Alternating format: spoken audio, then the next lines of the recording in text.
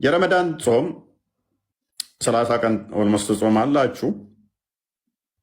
ይህንን ጾም ራሱ መሐመድ መጾም የጀመረው መቼ ነው? መቼ ነው? ረመዳንን የማይጾም ሰው ሙስሊም መባል ይችላል? ረመዳን ሳይጾም ሙስሊም መሆን ይችላል? ረመዳን ሳይጾም አይችልም። አንቺ ገሃነም አሁን ልትገቢ ትችላለሽ። ምክንያቱም በረመዳን ቀን ጾም ጾም አይደለም ይኖርበታል። አይከፍርም። አብዛኞቹ ሴቶች ገሃነም የሚገቡት በምን ምክንያት ነው? ኢላሂ አብዛኞቹ ሴቶች ገሃነም የሚገቡበት ምክንያት ምንድን ነው? አንደኛው ማለት ብዙ አይነት አለ። ዋነኛው ከረመዳን ጋር ተያይዞ ምንድን ነው ያለው ነብዩ? ሶላት የማይሰግዱ ጾም የማይጾሙ ረመዳንን ባለመጾማችሁ የአይምሮ ጎደሎ ስለሆናችሁ ገሃነምን የምትሞሉ ናችሁ ብሏል። ገሃነም ከሞላሽ በኋላ አልከፈርሽም ቢልሽ ምን ትርጉም አለው? ኤንስ አንዴ የከፈትከውን አንዴ አንብብላት። መክፈር ማለት ምን ማለት ነው? ለምሳሌ መክፈር ማለት ዳቦ እንጀራ መብላት ማለት ነው። ግን ረመዳንን ጾሞ ወይም ረመዳንን ይቀጣል። ግን ተቀጥቶ ወደ ጀነት ይገባል። የለም እንደዛ የሚል ሽታውም የለም። ቁርአን ላይ እንደዛ የሚል የለም። ቀጥል።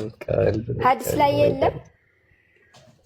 ወይሽ አንዴ ነው አሁን አዳምጪ። እሺ ረመዳንን የማይጾም ሰው ይከፍራል አይደል? በጭራሽ። ቀደም አንቺ ራስሽ ብለሽናል እኮ ረመዳንን ካልጾመ ሙስሊም አይደለም ብለሽ ነበር። ረሳሽው በደቂቃ ውስጥ። ቀጥል።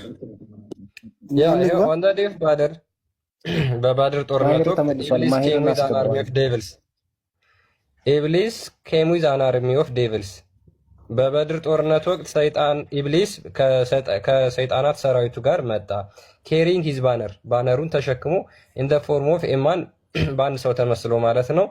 ኢብሊስ ሴድ ቱ ዘ ፖሊቲስት። ከዛ በኋላ ኢብሊስ ለሙሽሪኮቹ እንደዚህ አላቸው ይላል በበድር ጦርነት ወቅት ኖ ዋን ካን ዲፊት ዩ ቱዴይ አይ አም ዩር ፕሮቴክተር። ማንም ዛሬ አሸንፋችሁም እኔ ነኝ የምደግፋችሁ ብሎ እንግዲህ ከሙሐመድ ጋርና ከሰራዊቶቹ ጋር ሊገጥ ሰይጣን መጥተዋል ማለት ነው። እናመሰግናለን። ማሂር ቀጥል። እሺ ማሂር ምን ብሎናል ቀደም? ቆይ ለህ አንድ የሚዩት አድርጊ። ማሂር ቡሃሪ ላይ ምን የሚል አዲስ አለ ብሎናል። የበድር ዕለት ሴጣን ታስሯል የሚል አለ። መረጃው ማምጣት ይችላለሁ ብሎ ነበር። ጥቀሰው። ቀጥል ሜይ ቢ ካገኘው። መርሐባ ጠበሪ ላይ ተፍሲር ጠበሪ ይቅርታ አሳስቻለሁኝ። ተፍሲር ጠበሪ ላይ ጠቅሰውታል። ይሄን ጠበሪማ እኮ ሴጣን መጣ ነው የሚሉት። እንደውም እኮ እሱን ነው እኔም እያልኩ ያለሁት እና ታስሯል እኮ ነው አንተ ያልከን እንጂ ሴጣን እንደሚመጣማ እኛ እያሳየን እኮ ነው። የበደል እሱ ጋር እኮ ነው እኔ መልስ ልሰጥ እኮ ነው የገባሁት። ሴጣን መጣ ብለህ አንተ ላነሳው ጥያቄ መልስ ልሰጥ ነው የገባሁት። ምን መልስ ስጠና? ለእኛ የጠቀስነውን ጥቅስ መረጃ እየነገርከን ጭራሽ እኛ ነው የሚደግፍ። ተምታቷል እያልክ ነው አይደለም እንዴ? አንተ ያነሳው ጥያቄ ነው እማማ ጠበሪ ጭራሽ የበድር ጦርነት ዕለት ሴጣን ሊዋጋ መጣ ብሎ ይላል።